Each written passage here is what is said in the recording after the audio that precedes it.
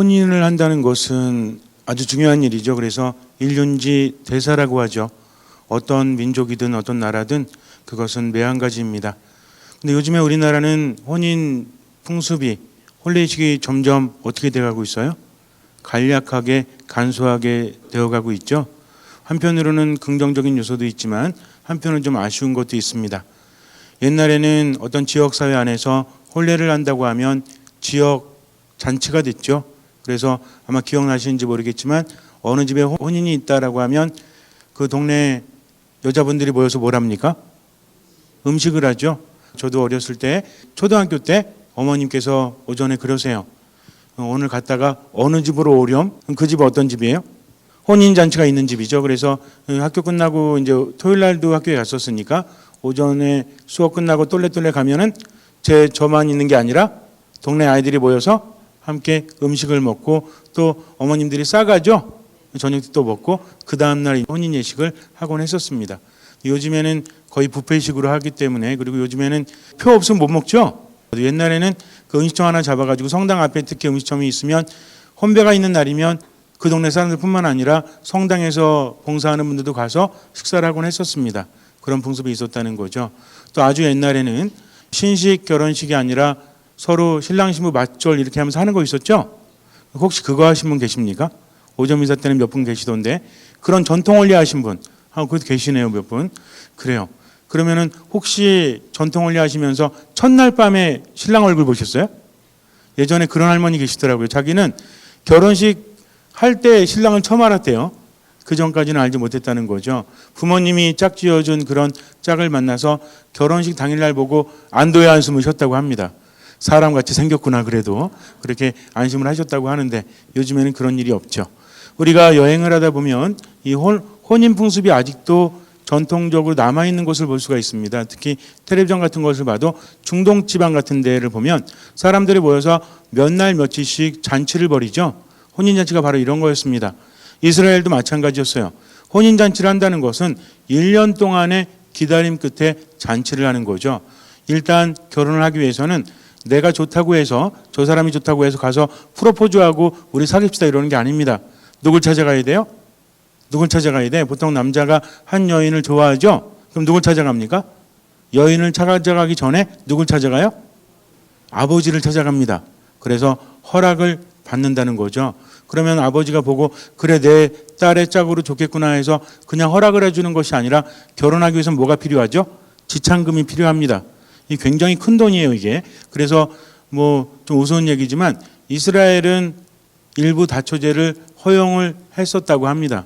근데 대부분 일부 일처제를 지켰대요. 왜 그런지 알아요? 돈이 너무 많이 드니까. 그러니까 아내 한 명을 맞이하기 위해서는 굉장히 많은 돈을 지불을 해야 된다는 거죠. 그래서 신부의 아버지한테 지참금을 얼마 주기라고 계약을 겁니다. 그리고 나서 돈을 다 지불한다고 해서 바로 데려올 수 있는 것이 아니라 1년을 기다려야 돼요. 약혼한 다음에 1년 동안 아무 일도 없어야만 혼인을 할 수 있다는 거죠. 그러니까 신랑은 1년 동안 혹시나 채우지 못한 지참금을 마련해서 이제 1년 후에는 신부를 데려오는데 그냥 가서 돈만 주고 데려오는 것이 아니라 뭘 해야 돼요? 혼인 잔치를 해야 됩니다. 이거 제대로 못했다가는 신부 측에 고소를 당할 수도 있대요. 그러니까는 잔치를 대충 하면 안 된다. 한 번 잔치가 벌어지면 일주일, 2주일 크게 잔치를 해야 됩니다. 혼인잔치를 한다는 것은 나만 기다린 것이 아니라 모든 그 동네 사람들이 함께 기다렸다는 거죠. 그래서 어느 집 혼인잔치가 있으니까 그날을 표시해 놓고 그날은 좀 비워놔야 되겠다. 사람들 준비를 해야 됩니다. 왜냐하면 갔다 그냥 금세 올 수가 없어요. 오랫동안 있어야만 그 신랑의 체면이 서고 신부 집안의 체면이 서기 때문입니다. 그러니까 잔치를 한번 벌였을 때는 일단은 하객이 많아야 되겠죠. 하객이 또 오랫동안 있어야 돼요. 그럼 뭐가 필요해요? 사람들 모였는데 맹숭맹숭 차 한잔 마시면서 이런저런 얘기해봤자 시간이 안 흐르죠. 뭐가 필요해? 보통 혼인잔치 한다고 그러면 우리가 텔레비전 통해서 보면 특히 중동 지방의 그런 풍습들을 보면 뭐 하죠? 사람들이 모여서 남자 여자 짝지어서 춤을 추기도 하고 일렬로 춤을 추기도 하고 막 그러죠. 그러다가 춤추다 지치면 뭐해? 자요? 뭐예요? 먹죠. 그럼 뭘 먹습니까? 그래서 술을 마셔야 돼요. 빠질 수 없는 것이 바로 술이라는 거죠. 술을 먹으면 어떻게 돼요? 흥겨워지죠. 술은 먹어도 됩니까? 안 됩니까? 우리 천주교 신자들은 술 먹어도 돼요? 안 돼요? 술 먹지 말라는 건 성경에 나와 있지 않아요. 대신 술에 흥청망청되지 말라는 거죠. 사람이 술을 먹으면 술은 인생의 묘약이라는 말이 성경에 나와 있어요. 술은 인생의 묘약이라고 합니다. 때로는 시름을 잊게도 하죠. 때로는 마음을 즐겁게도 해요. 그리고 사람들과 함께 모이면 술 한 잔, 두 잔 잘 마시면 어때? 서로 화합할 수 있고 분위기가 좋아질 수 있죠. 묵은 감정도 떨쳐버릴 수가 있어. 근데 사람이 술을 먹어야지 술이 사람을 먹으면 돼야 하는데요? 안 된다는 거죠. 이 주변에도 제가 여름에 왔을 때 처음에 깜짝 놀랐습니다. 왜냐하면 이 주변에 술집들이 많이 있기 때문에 성당 주변에 그래서 한 10시부터 한 12시까지는 사람들이 시끌벅적하면서 즐겁게 놉니다. 12시 넘고 1시쯤 되면 어떤지 알아요? 싸워요 막. 근데 이게 매일 반복이 돼. 큰 소리 치면서 싸웁니다. 이제는 뭐가 뭘 먹는 거야? 술이 사람을 먹기 시작을 하는 거예요. 그리고 나서 한두 시간 지나면 또 어떻게 하는지 알아요? 울어요 또. 그리고 나서 이제 무슨 소리가 들려? 경찰차 사이렌 소리가 들려요. 그래서 술이라는 것은 엄청나게 과하면 문제가 되지만 어느 정도는 뭐예요? 인생의 묘약이다. 즐거움이라는 거죠. 특히 잔치에는 술이 빠지면 그 잔치는 끝나버립니다. 그렇기 때문에 신랑은 술을 많이 준비해야 돼요. 사람들이 많이 모였습니다. 너무 분위기가 좋았나 봐요. 그래서 한 잔 마실 때 두 잔 마시고 두 잔 마실 때 세 잔 마시다 보니까 술이 점점 떨어지게 되었죠. 술이 다 떨어지면 어떻게 된다? 잔치는 끝나버린다. 이것은 그냥 술 다 떨어졌으니까 집에 가세요 이 얘기가 아니라 사람들을 불쾌하게 만드는 겁니다.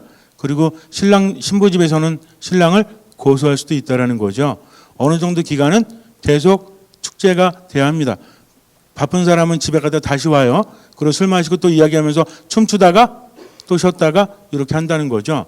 근데 술이 다 떨어져 버리면 모든 잔치가 끝나버립니다. 그것을 누가 하셨어요? 성모님께서 하십니다. 그래서 예수님께 오셔서 뭐라고 하시죠? 술이 없구나 하십니다. 술이 떨어졌다라고 말씀하지 않으세요. 굉장히 중요한 말입니다, 이거. 왜냐하면 술이 다 떨어졌기 때문에 이제는 똑같은 술을 준비하는 것이 아니라 술이 없다는 얘기죠. 이것은 두 가지 의미를 가지고 있는데 잔치에 쓰이던 술이 다 떨어졌다. 이것도 의미할 수 있지만 이제는 새로운 뭔가가 필요하기 때문에 주님께 청하는 것이죠. 주님께서 뭐라고 하십니까? 저에게 무엇을 바라십니까? 여인이시여. 아직 제 때가 오지 않았습니다. 이 말씀 때문에 깊이 있게 생각을 해야 된다는 거죠. 단순히 술이 떨어졌기 때문에 어떤 기적을 바라는 것이 아니라 이것은 또 다른 의미가 있다. 그래서 술의 의미를 알아야 합니다. 예수님께서 뭐라고 하셨어요? 아직 제 때가 오지 않았습니다. 라고 하신다는 거죠. 여기에는 아주 깊은 의미가 있습니다. 주님의 때는 언제예요? 우리 인간을 구원하시는 때. 그러니까 물을 술로 만든다는 것은 각별한 의미가 있는데 어떤 의미가 있냐면 일단 혼인잔치 자체가 하느님 나라를 의미합니다. 우리는 원래 하느님 안에서 복락을 누리는 존재라고 했죠. 근데 무엇 때문에? 죄 때문에 하느님으로부터 멀어졌죠. 그래서 어떤 존재가 되었다? 죽어야만 되는 존재가 되었다. 그때부터 고통 속에서 살게 되었다는 거죠. 근데 성경에 본다면 혼인잔치는 하느님의 나라의 도래를 의미합니다. 더군다나 거기에 술이라는 것은 하느님 나라의 잔치, 특히 술이 어떻게 해야 돼요? 철철 넘쳐 흘러야 합니다. 아까 술이 뭐를 의미한다고 그랬죠? 즐거움을 의미한다고 그랬죠? 행복을 의미한다고 그랬죠? 그러니까 사람들을 기쁘게 해주고 사람들을 행복해 해주는 술은 뭘 상징한다? 하느님 나라의 영원한 기쁨을 상징한다는 거죠. 근데 이제 술이 떨어졌다는 것은 무엇입니까? 그 기쁨이 지속될 수 없다는 것입니다. 그 즐거움이 이제는 끝나버렸다는 거죠. 우리들의 인생도 마찬가지예요. 우리가 즐겁고 행복하다가 어느 시점이 되면 모든 것들이 다 떨어지고 말죠. 인생은 어쩔 수 없어요. 사람의 몸도 그렇고 마음도 그렇고 영혼도 그렇습니다. 결핍되어질 수밖에 없다라는 거죠. 이것을 채워보려고 노력하지만 인간의 한계는 있어요, 없어요? 있다는 거죠. 신랑이 술을 충분히 준비하지 않았겠습니까? 분명히 준비했을 거예요. 근데 여러 가지 사정 때문에 그 술은 떨어질 수밖에 없는 것처럼 우리가 아무리 대비하고 준비해도 우리들의 즐거움은 어느 순간에 사라질 수밖에 없다. 세상이 그렇다는 겁니다. 우리들의 인생이 그렇다는 거예요. 아무것도 할 수 없어요. 그런데 누구께서? 예수 그리스도께서 무엇을 하십니까? 물을 술로 바꾸시는 기적을 행하신다는 거죠. 이제는 좋은 술이 넘쳐흐릅니다. 무엇을 의미해요? 하느님 나라의 기쁨을 하느님 나라의 즐거움을 의미한다는 거죠. 우리들의 인생이 왜 힘들어요? 어려움이 많기 때문에, 괴로움이 많기 때문에 그럴 수 있죠. 그런데 즐거움이 없기 때문입니다. 기쁨이 없기 때문이라는 거죠. 인간이라는 존재는 여느 동물과 다르죠. 그래서 고통을 스스로 선택하기도 합니다. 그래요, 안 그래요? 높은 산에 올라가는 사람들은 힘들어요, 안 힘들어요? 힘들죠. 근데 왜 올라가요? 다리가 안 아파서? 다리가 아픈 것도 있지만 보다 큰 즐거움이 있기 때문입니다. 이것이 인간이라는 존재라는 거죠. 여러분들 열심히 살아가시잖아요. 직장에서 열심히 일하고 열심히 공부하고 기술을 연마하는 이유가 무엇입니까? 그게 재밌어서? 그렇지 않죠. 그렇게 내가 노력하고 난 다음에 얻어지는 무엇이 있기 때문에? 보상이 있기 때문이라는 거죠. 내가 힘들고 괴로워도 집에 가면 사랑하는 아이들이 있기 때문에, 내가 열심히 일한 덕분에 우리 아이들이 잘 자랄 수 있기 때문에 아버지는 미소 줄 수 있는 겁니다. 그게 쉬워서 그런 게 아니에요. 예전에 한 번은 탄광을 소재로 한 그런 어떤 다큐멘터리를 봤는데, 아침 오전에 들어가가지고 오후 늦게 나오는데 아주 그 어두운 탄광에서 일을 합니다. 근데 이분은요 굉장히 즐거워요. 왜 그래요? 오늘 일을 하면 돈을 버니까, 돈을 벌면 우리 자식들을 키울 수 있기 때문이라고 합니다. 아버지의 미소라는 거죠. 어머니의 미소라는 것도 있습니다. 이렇게 인간은 괴로워도 보람이 있다면, 즐거움이 있다면 행복한 존재라는 거죠. 마찬가지입니다. 우리 삶이 힘든 것은 힘겨운 일이 있기 때문이 아니라 뭐가 없기 때문이다? 기쁨이 없기 때문입니다. 즐거움이 없기 때문이라는 거죠. 그런데 그것은 내가 아무리 추구해도 노력해도 한계가 있다는 거죠. 누가 해주십니까? 예수 그리스도께서 그렇게 해주십니다. 여기 중요한 것이 있습니다. 술이 다 떨어졌다는 것을 누가 알아차리셨죠? 성모님께서 알아차리십니다. 그리고 예수님께 전구해 주시는 거죠. 성모님은 이렇게 우리의 삶에 대해서 함께 하시면서 세세하게 책임을 져주십니다. 그리고 주님께 말씀드리는 거죠. 주님께서는 이제 어떻게 하십니까? 아직 때가 되지 않았다라고 하지만 받아들이시죠. 그리고 이제는 그분의 행동이, 기적이 단순히 어떤 혼인잔치집의 기적이 아니라 모든 인간을 위한 기적이 여기에서 발생한다는 거죠. 그래서 이것은 단순한 기적이 아니라 표징이라고 불리어요. 요한복음에는 기적이 몇 개 나오죠? 대충 찍어보세요. 완전한 숫자를 의미하죠? 기적이 몇 개 나오고, 3개 아니에요? 자, 기적이 몇 개 나오죠? 우리 한 주간이 몇 가지로 이루어져 있어요? 그럼 몇 개 나오면 몇 개예요, 그러면? 자, 하나, 둘, 셋 하면 대답하시는 겁니다. 하나, 둘, 셋. 7개의 기적이 나옵니다. 그 중에서도 첫 번째 기적이에요. 첫 번째 표징이 여기에서 일어난다는 거죠. 이제 물이 술로 바뀝니다. 어디에 쓰였던 물이라고 하죠? 정결례에 쓰였던 물항아리 6개가 있어요. 정결례는 무엇입니까? 정결하다는 건 뭐예요? 깨끗하게 한다는 거죠. 정결하게 한다는 것은 인간이 노력하는 거예요. 하지만 여기에는 한계가 있어요. 이제는 하느님께서 개입을 하십니다. 성모님께서는 사람들에게 그렇게 말해요. 무엇이든 그가 시키는 대로 하여라 라고 이야기하십니다. 예수님께서는 일꾼들에게 명하죠. 거기에 물을 다 채우라고. 그리고 나서 무엇이 일어나요? 물이 술로 변하는 기적이 일어난다는 것입니다. 주님께서는요 모든 것을 아십니다. 그리고 내 삶에 즐거움을 주려고 하세요. 이것이 하느님 나라예요. 우리가 죽어서만 가는 것이 하느님 나라가 아니라 지금 여기서도 어떻게 해야 돼요? 행복해야 합니다. 즐거워야 합니다. 그러나 인간의 능력에는 한계가 있기 때문에 누구께서? 주님께서 개입을 하신다는 거죠. 우리는 이 정도 하면 돼요. 최선을 다하면 돼요. 나머지는 그분께 맡기는 것입니다. 하지만 여기서 중요한 게 있죠. 그가 시키는 대로 하여라. 이게 무슨 의미죠? 시키는 대로 하려면 뭘 해야 돼요? 그러니까 일단 뭘 해야 돼? 시키는 말씀을 들어야죠. 들은 다음에 어떻게 돼요? 실행을 해야 한다는 겁니다. 이게 뭐예요? 이게 겸손과 순명이라는 거죠. 내가 살아가면서 때로는 말이 안 된다고 할지라도 주님께서 말씀하셨다면 어떻게 됩니까? 나는 그것을 실천해야 한다는 거죠.